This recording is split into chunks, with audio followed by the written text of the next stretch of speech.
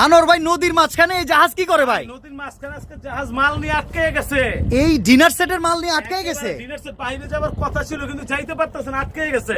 কি বলেন ভাই? আরে ভাই যা কইতেছি তাই।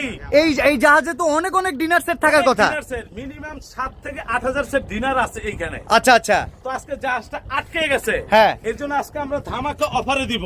আচ্ছা যারা নিতে চান সারা বাংলাদেশে ডেলিভারি ফ্রি থাকবে। আচ্ছা। কোনো ভাড়া লাগবে না, কোনো চার্জ লাগবে না। আচ্ছা। থাকবে আপনার 132 পিস।